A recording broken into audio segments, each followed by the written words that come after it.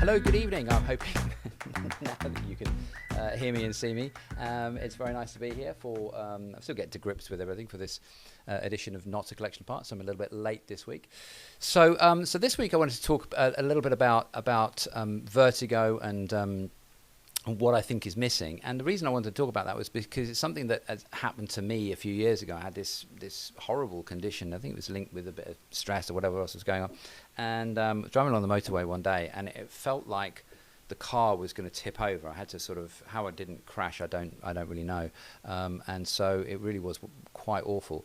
And I was diagnosed with benign positional vertigo, and I just didn't really, what was it? Well, a lot of adults have it. That's just how it goes. Not much we can do about it. And that's really what it sort of ended up. It just went away by itself in the end, and things like blood pressure and what have you. So we're going to talk a little bit about that, but also a bit about what I think is missing. So without further ado, let's crack on, have a little look at it, and with our first, our second, third week, whatever it is, Not a Collection of Parts, and it's.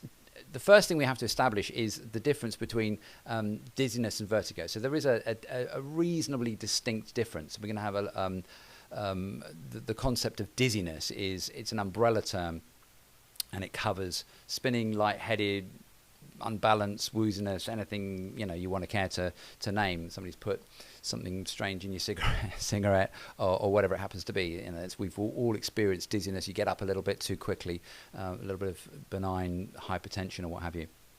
And it looks like that. I'm not going to put the video on that. The fairs in town where I live at the moment, and there's the waltzes and spinning around, absolutely not. It is. I don't mind the thing that sort of twizzes out like that, but I'm not going to go on a waltzer. I did it a few years ago as a kid, and all the thing that spins you and pushes you back to the wall. Not having any of that. So vertigo is a specific form of dizziness, and where one experiences a spinning sensation. You feel like your surroundings are moving around you, or that you're moving, and it's quite unpleasant. It can be linked to a brain tumor, but it's the most common type of dizziness that we have. So it is a type of dizziness, but it is very specific, and there are ways of diagnosing it in terms of head movement and eye movement. As I said, it can be linked to brain tumours, strokes, MS, migraines, and it can be caused by things like toxins such as carbon monoxide, alcohol, or aspirin. And some things like permanent damage carbon monoxide obviously is going to kill you before anything else, but it can be hanging around for quite some time. Very difficult to treat. There is something called the Epley manoeuvre, and we will have a little look at that very shortly or later on in terms of what it's doing. But I wanted to take a step back and have a little look at the trifecta, if you like, of what we're talking about as far as balance and diagnosis is concerned, because there is a quite a distinct difference between how we get this diagnosis and what balance means. So if we're going to go into the idea of balance, then we have to understand that it's not just one thing. We think of balance as far as the inner ear is concerned, but actually there are several aspects to it, and there are several major parts of the body working together. The first one, of course, is the visual system. We understand that if you're on a ship and you're moving around, you seeing the horizon, all that kind of stuff makes a difference. So there is a visual system. We can understand that. The vestibular system, the principles of the ear, the fluid-filled, coiled, sort of like shells in the ear that are telling us, again, balance, but also proprioception, where the understanding of where our body is in time and space. It's a very, very big deal. We need to understand what's happening to us, where we are at any given point in time. So degeneration or loss of function in any of those systems is going to lead to balance deficits. So there are more than just the eyes and the ears that we have to deal with here. So in other words, we need to know where all our bits are at any point in time. We need to know what's going on. We need to have an idea of that. So there's a really interesting little bit of paper when I was looking to see what joins up, and I heard about this idea of this, which intrigued me a few years ago on a podcast which you may have heard of, called No Such Thing as a Fish. Can thoroughly recommend it. It's very very amusing, and they have some really interesting sort of sciencey bits in there. And it's come from the team that were the researchers, or still are the researchers. Maybe they're doing this full time now, I don't know. Behind QI, and so the little elves from QI would come up with stuff, and they had this podcast that goes out, and there's hundreds of episodes out there now, and I really do recommend that you have a listen to it if you possibly can on Spotify, wherever you get your podcasts. But this little piece of research was something I was looking around after I heard this on No Such Thing as, I forgot what it's called then, No Such Thing as a Fish. And I thought, well, I wonder if I could find that. I can't find the episode that it relates to, so if anybody does come across it. But the point that we're making was that the idea of that the lower limbs are very, or as indicated in balance in the as the inner ear is. And this paper comes up to that. And so what it's saying is, this is a study on the vestibular contribution to balance control in the medial and gastrocnemius and psoas, in other words, the calf muscles. And what they came up with, the statements that they made within this was that the control of standing balance is a multi-sensory, we've already looked at that, multi-sensory vision system consisting of vision, vestibular, auditory, and somatosensory. So somata refers to the body, sensory refers to obviously sense. It's a multi-sensory process which requires the coordination of postural muscles throughout the body. And this coordination is particularly important.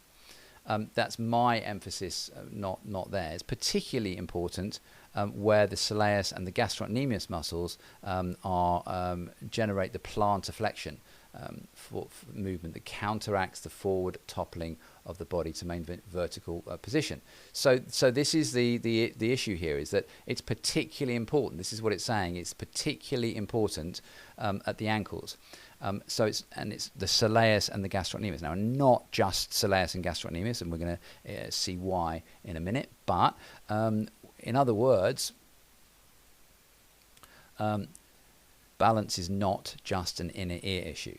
And we could be fairly confident and clear, and there's enough research out there that's demonstrating that we understand that as we stand up, if we are imbalanced, then we are not going to be able to be functional. And we've talked a lot about stability and mobility, but think about being on a pair of skis. You can, or a pair of ice skates, or even just walking along a pavement that's very, very icy. You can feel that instability that's going along there. And so the training process is important for us to understand where our balance is coming from as far as our whole body system is concerned. So if we look at a really good example here, this is a favourite pastime of climbers. If you ever hung out with climbers, it won't be long before you'll see that they want to get themselves on a slack line. And the slack line is quite the opposite of a tightrope, in as much as it's slack. It's not tight. You're not walking across a tightrope. You're walking across a slack, wobbly sort of line. And then when you get good at it, that just what you saw there is pretty impressive. But when you get good at it, you'll see these guys, and it's this sort of an advanced slack line, and there he is. He's balancing on that. But look, the head is pretty still, and all this movement that's going on through the arms, through the legs, that's quite an advanced way of doing that. And look how slack that line is. It's sort of going up behind him. And so another look at that, because it's kind of cool. I can't do that. I'd be on the ground, strung between two trees, and he's got the whole climbing look about him. So the positioning, we can understand that the positioning of our feet, the positioning of our body, the positioning of our arms, our shoulders are all going to, if we're walking along a narrow plank, we're going to put our arms out. So we understand that there's a physical aspect to it, and that the balance isn't just coming from the inner ear, that there is some other stuff involved as well. Meaning, what's my point here? Perhaps that the body is not a collection of parts. Funny that. There we go. So let's get on to the next thing that we have that says, well, how do we get a diagnosis, and what does that look like? And the word diagnosis is kind of an interesting one. So pressing the wrong button here. Okay, he's still balancing on that. So the word diagnosis is coming from the Greek gnosis, meaning knowledge. And I don't know if I'm saying it right, but I shall probably get told if I'm not. So I'm sure somebody will jump in and let me know. And it's a process determining the nature of a disease or disorder and distinguishing it from other possible conditions. So we get that, right? We get that idea of what's wrong with me. I need to know what's wrong with me, and somebody will come up with a name for our condition. The trouble is that we don't have really the culture that goes backwards from that. And medicine, as a doctor has described this years ago to me, that said it's a lot like imagine you're walking along a riverbank and you see somebody falling in, and you jump in and you drag them out, drag them to the side, and they've been drowning, and you give them, well, you don't do mouth to mouth anymore, but you resuscitate them, and off they go, and you've saved their life, you've done the job, and you've done an amazing thing. All right, and you're just about to go off and carry on your walk when you see somebody else falling in the water, and you jump in and you drag them to the side, and you give them their resuscitation, and then you're just about to go off and somebody else does, and so on and so forth. And you're so busy jumping in and dragging people out to the side that you haven't really got time to walk back upstream and find out why they're falling in the first place. And that's really a lot of what goes on as far as medicine is concerned. It's not anybody's fault. It's just the fact that that's how it is, that we haven't really got that as an option. It's a bit of a luxury. So what we have to be considering, therefore, is, do we have the full picture? If we've already seen that there are that it's a multi-system element, the balance is a multi-system element, then how can we comfortably sit back and go, well, have I checked everything out? My questions will be that if we don't look at all the body systems involved, then can we be sure that we've got the diagnosis right? If also we improve one system, does it mean that the other system is going to have some benefit as well? That by working on one bit, we've actually then also helped another bit. This is what we might have to look at, and so therefore we have to look at some of that the research that's going on as far as that's concerned. So I'm just going to have a quick look at that. Any comments that are in here? So okay, so where are we? Let's go back.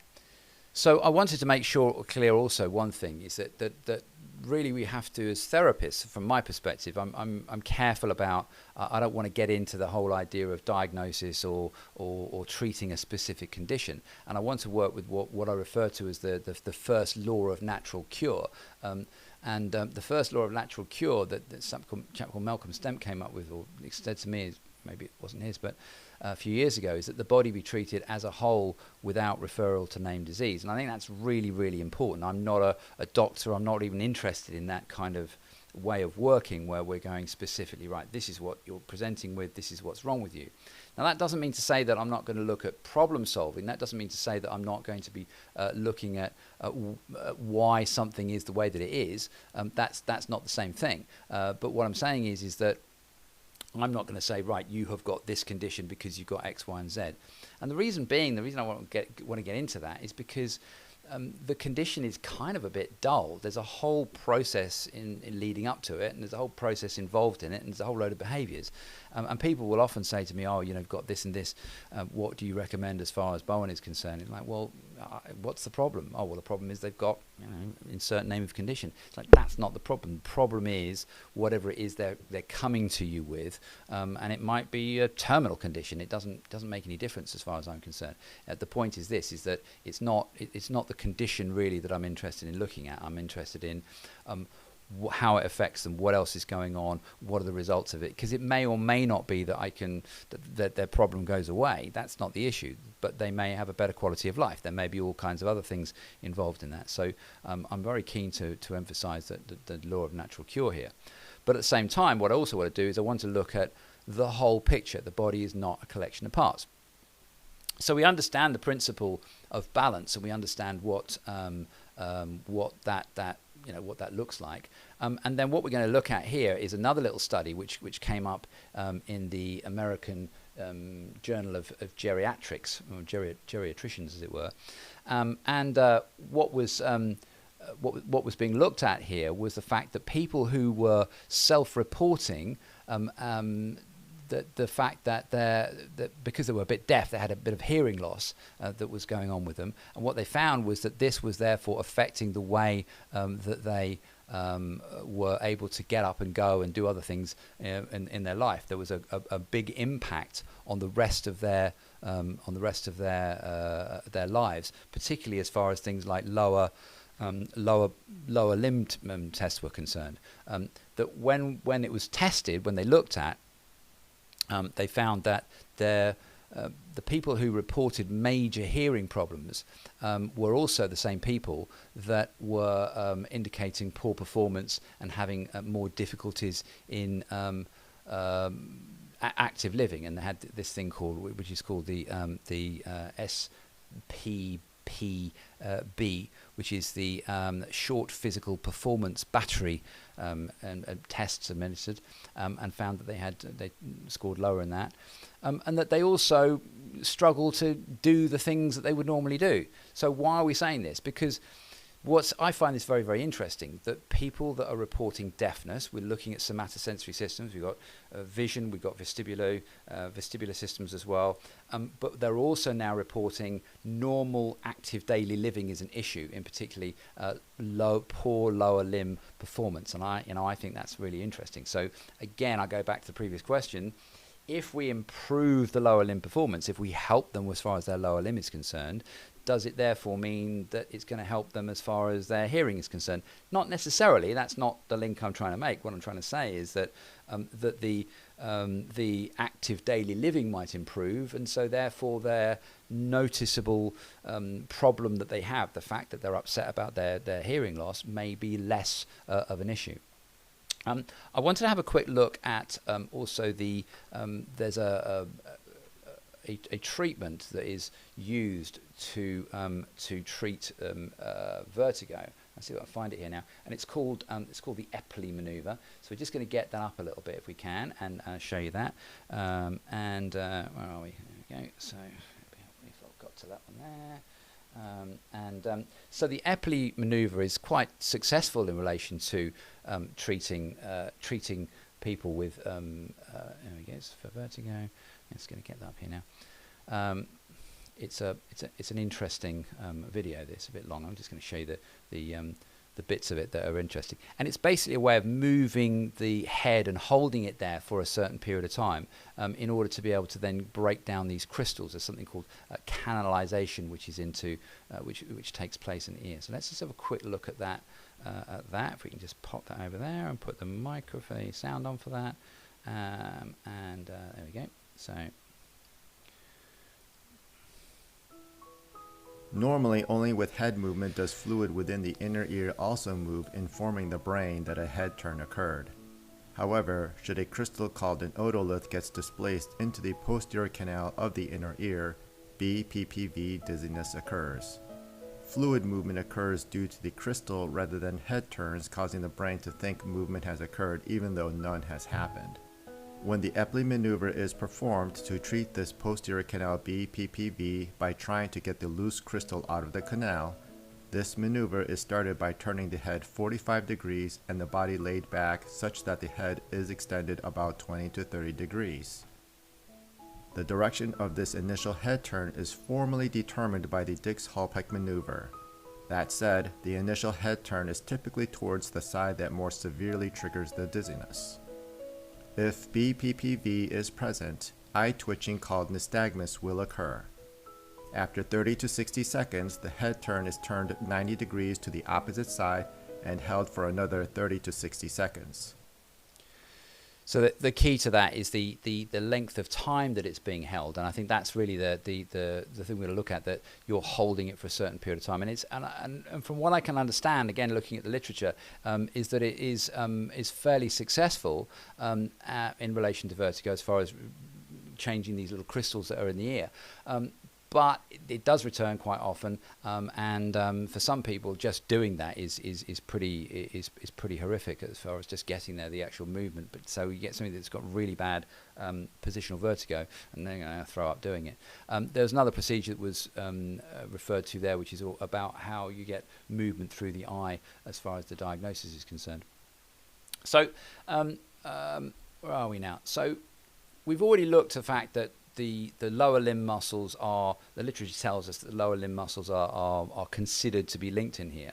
So let's have a quick look at these, because there's a bit in there which I think is always missed, and I'd like to draw your kind attention to this. So we'll go quickly look at the lower limb muscles. We've got the gastrocnemius, and these are calf muscles, and they move around quite happily, sort of one over sliding across the top of the other. There's no particular thickening and sticking in there, but they are quite a sort of a slippery surface over the top, but they're also quite firmly pinned down as well. If we take the gastrocs off, we go to our next layer here, then our next one down here is our soleus, and we've got the nerve running underneath it. Let's just get my pointer out in here. We've got the vein running down, the nerve running down, but if you look onto this side, you can see this little fella running down here. We're going to have a little closer look in this. And this is the thing that kind of gets not talked about. If you looked at that previous paper that talked about the lower limb muscles, there wasn't any mention of this. And this fella here is the plantaris, and there it is. I've just put a little highlight on there. And if we go to the next picture, this is how it comes down. So the plantaris comes down on the inside of the Achilles. This is the inside of the Achilles tendon down here. And you see how it's going right the way back round into that heel pad. And it's very, very tiny. And when people first see it, when the people first look at it, they go, "Oh, so what nerve is this?" And yeah, actually, it isn't a nerve. It's actually the longest tendon in the body. So if you're in a pub quiz anytime, then the longest tendon in the body is the plantaris. Now, the longest muscle in the body is the sartorius. So don't get confused with that. I'm going to shut that down because I want to show you something in a minute. But the longest tendon in the body is the plantaris. Now, what this fella does is it goes up. You don't know whether you've got one. Apparently, it is absent in quite a few people. This is what I believe. I haven't. I think I've seen one side where it's absent. Sometimes it's harvested to repair things like ACLs in the knees. But it's very, very thin, and I'll show you in dissection a little bit what it looks at. But when it goes up, so what you're looking at here, just to orientate yourself, you're looking at the back of the leg. So the plantaris has gone up, and it's gone from the inside aspect of the Achilles, and it's crossed over, and it's ended up, and this is the fella here. This is where it is. And this is the femur. So it's going over the top of popliteus. This is popliteus in here. Over the top of it, and it's blending along to the lateral side, the outside edge, where it's going to meet vastus lateralis as a continuum. Now, what's it there for? Well, we'll come back to that in a second.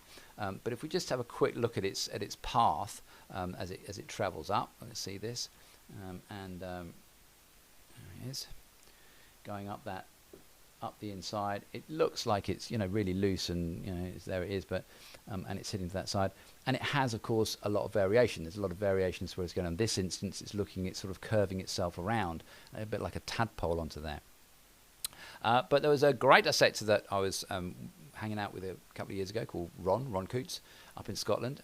Very talented and interesting man, and did a lot of anatomy study. And while we were up there, he did this dissection, which I'm going to show you here now. And it's an absolutely super dissection. He talks us through it. So let's have a quick look at this. And there we go.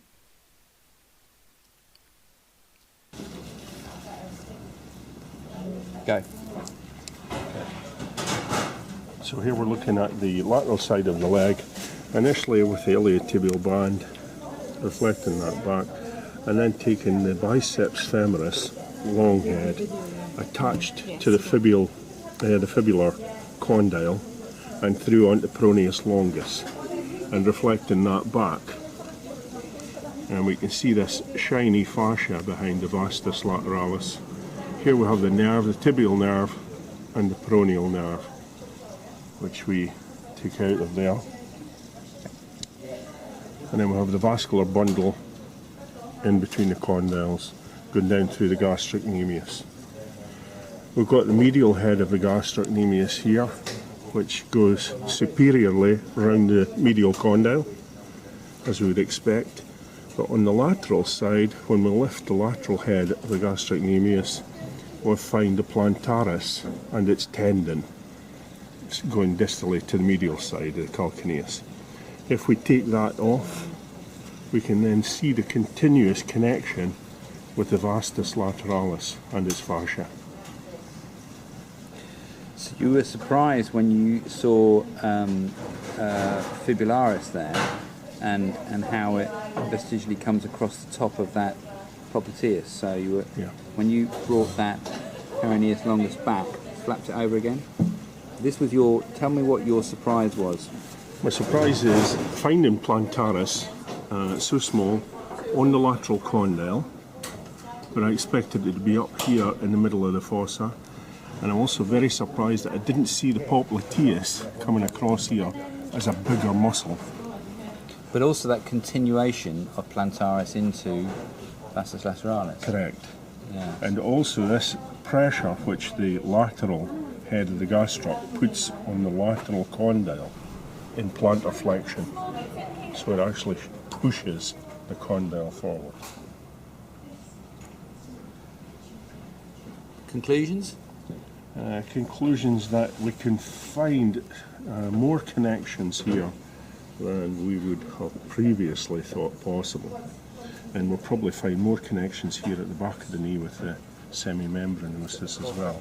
On this So side. what we're seeing is that our superficially becomes a lot more lateral and deeper, particularly in relation to, say, lateral gastrocs and plantaris, and becomes more of a stabilised with its overlap. Yeah. I anticipated the two heads of the gastroc coming round the condyles like that.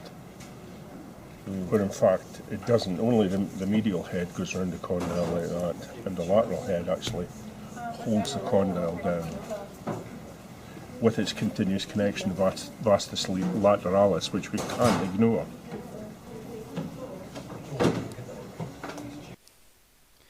So, good old Ron looked very pleased with himself then. So that was really interesting to see that continuity, and I've done it several times since, that we can see that plantaris really happily carries on over the edge of that condyle into the vastus lateralis. That's quite superficial, and you can actually feel it on that edge, and I'll show you a little bit of where you can feel it and how you can feel it in a minute. If we just quickly have a look at this one as well. This is just a little dissection. There's no sound with this, but here's our Achilles. It's a slightly softer dissection. You can see this tiny little fellow in here. There is our plantaris, and bearing in mind that's come down all the way from the inside of that heel, and you see how it's going underneath. There's a lift off the back of the gastrocs there, behind that superficial, that sort of anterior fascia, if you like, the deep fascia of it, and there it's travelling all the way up across the soft belly of the soleus. So it's sandwiching itself between the belly of the soleus and heading off to the medial side of the lateral side of the leg, rather. So the question then comes, well, what is it there for? If it's not doing much in terms of flexion of the knee, but we've already looked at the idea that plantaris is proprioceptive, that balance and it was requiring our vision, our vestibular system, and it's also, we've already seen the paper that said it's very important as far as the ankles are concerned, the feet are concerned, and there is our plantaris. And I think it's acting a little bit like a kite surfer. So if you look at the kite surfer or anybody playing with a kite, they're leaning back on the ropes, and if you pull it one way, you pull it the other way. And we can think of the body in a similar way. We can say, well, here is the lower limb. What are the positions of the feet doing as we put our foot down? And if we have a connection, a tensional connection from the heel, from the inside, going across, that's kind of traversing up and then carrying through, like yogurt pots on a piece of string, that's carrying on through into the rest of our nervous system. It's telling us where our feet are, not just where our feet are in terms of on the ground, but the differentiation between the load, the tension, the movement, the rotation that's being sent through that. Now, if that information isn't getting through, if that information is poor or weak, perhaps there's lack of plantar flexion or movement through there, perhaps there's not there's too much tension, there's not enough muscle tone, whatever's going on, then we can see that this could potentiate a breakdown in communication where all those three things aren't working. Certainly over the years, I've had some incredible changes with people that are saying, look, I've had this horrible dizziness, it's very debilitating. And we do some work, we do a little bit of bone work down the back of their legs, and really then all I'm doing is just to try and mobilize the back of this Achilles in here. So holding onto that, there it is, and we're just grabbing hold of that and moving all the way down to the inside edge, following that down. And sometimes you'll feel that if you reach across, you can feel this. So this is the lateral side of the leg, and this is the Achilles. I thought this was a video, actually, and you can feel this as it's running up the side of the leg, and sometimes you can feel it all the way up in there as well. There's a movement in there, so there it is, running from the inside. Like I said, you don't know whether you've got one or not, but something's going to take its place if it doesn't, and it's a really interesting little structure. So yeah, big changes with people with dizziness, vertigo. It's something that I was speaking to somebody yesterday that was trying to explain to me that they've had this condition, but everybody's looked at the area that is assumed to be the issue that is the vestibular system or the visual system. Now, you can have compression as far as the neck is concerned. There's all kinds of other neurological things going on, and I get that. That's absolutely fine, and I'm not saying we shouldn't look at those areas, but you've got to sort of sometimes think outside of the box. And there's a book by a chap called Matthew Said called Black Box Thinking, which talks about this, different ways of thinking, and that's really the way that I love to do it, love to think, and which is sort of, it floats my boat, if you like. That's really where I'm at. So thank you very much. I think that's, oh, hang on, what's gone on there? Don't know what's gone on there. But thank you very much for joining me.